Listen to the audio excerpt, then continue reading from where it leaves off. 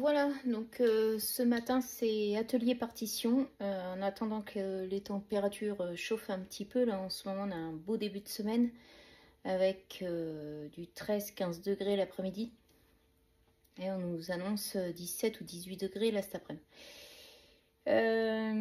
Donc comme vous avez vu, je suis en train de faire des partitions cette année, donc c'est un petit peu la nouveauté sur l'exploitation. Avec Théo, on voudrait mener quelques ruches en ruche RBC pour voir un petit peu ce que ça donne. Voilà, on a été coupé. Donc je disais, cette année on voudrait faire l'essai un petit peu d'utiliser les partitions isolées, haute performance, pour voir un petit peu ce que ça donne. Moi j'ai quelques ruchettes bois dont l'hivernage est pas top dedans. J'ai plutôt l'impression que les abeilles se taillent dedans qu'elles s'y sentent bien plutôt. Donc je voudrais utiliser ce genre de partition pour l'hivernage et aussi faire quelques essais avec Théo sur des ruches en production pour le début du printemps. Alors cette partition là c'est avec les anciens matériaux, donc style isobule. Donc là ça vient de chez ATI Isolation, les rouleaux de papier bulle.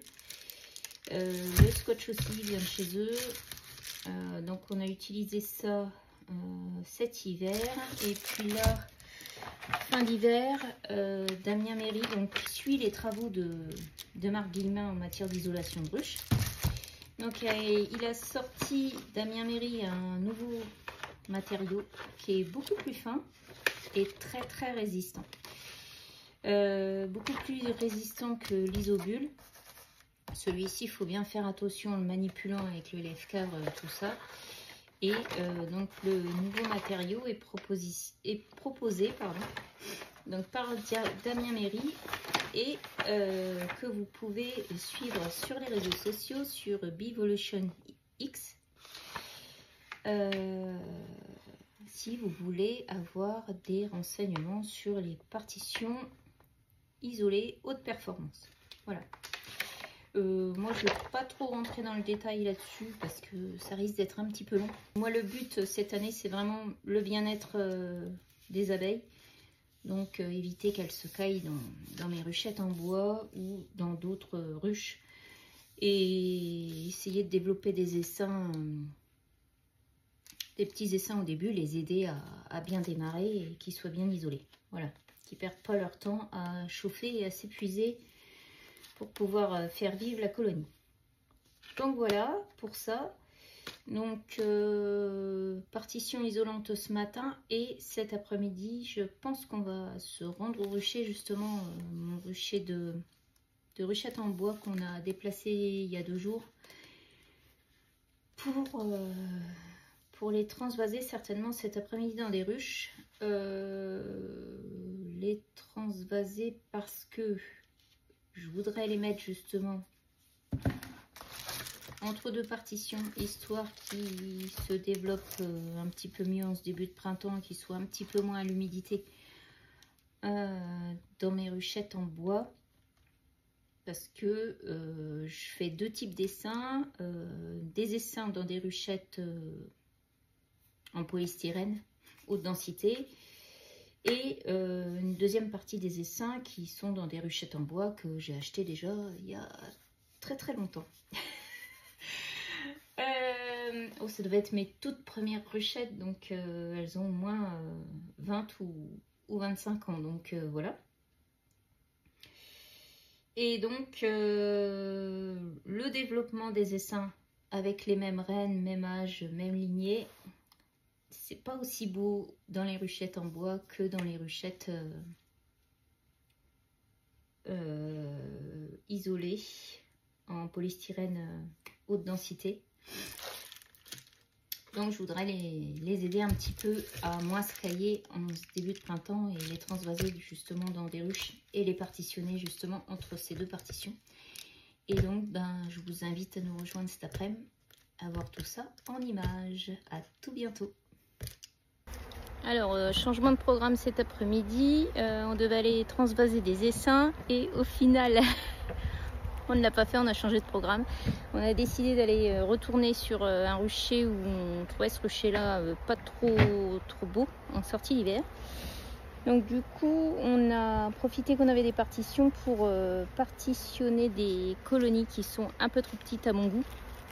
Et donc, je vais vous montrer comment on les a préparées pour que vous puissiez voir un petit peu comment on fait pour les aider un peu à se retaper de la sortie d'hiver. Donc sur celle-ci, ce que j'ai fait, j'avais laissé descendre, j'ai retiré 2 cadres, les plus vieux cadres qui étaient dans la ruche, je les ai retirés, j'ai remplacé par 2 partitions. J'ai resserré le couvain, donc là il y a 4 cadres de couvain de la taille de ma main, hein, donc c'est quand même pas très gros. Et du coup, pour les aider un petit peu, déjà j'ai vérifié qu'elle avait assez de miel. Celle-ci, il va falloir que je la complémente un petit peu avec des cadres de miel que j'ai en rab. Et je leur ai mis 2 pâtés de pollen là, qu'elles sont déjà en train de grignoter. Voilà. Pour les aider un petit peu, donc là à peu près il y a une centaine de grammes là, au niveau des feintes de la pâte protéinée. Et puis voilà, donc on va la laisser tranquillement se retaper et voir d'ici quelques semaines ce que ça donnera. Et ensuite, pour que tout le monde reste au chaud, on pose un isobule par-dessus. Là, je viens de recompléter avec 2 cadres de provision que j'ai mis ici. Et par-dessus l'isobule, on va rajouter le coussin là que vous voyez. C'est un apiphoam pour que tout le monde reste au chaud.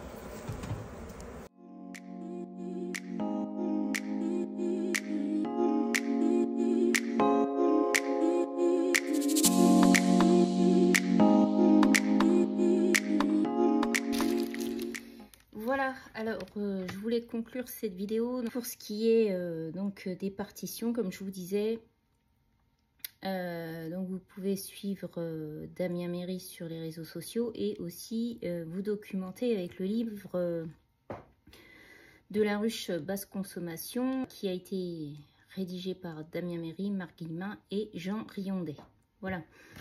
Et là-dedans, dans ce livre-là, vous avez toutes les explications pour mener une ruche en ruche basse consommation, donc RBC. Voilà ce qu'on pouvait conclure. Donc pour mes petits essaims là que j'ai partitionnés, j'irai les revoir, je pense, d'ici une dizaine de jours, dans le meilleur des cas.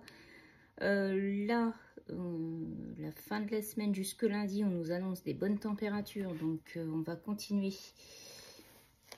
certainement à aller voir les ruches un petit peu faibles et puis sûrement transvaser, je vous dis, mes ruchettes. Voilà tout ce que je pouvais dire, et je vous dis à tout bientôt. Salut!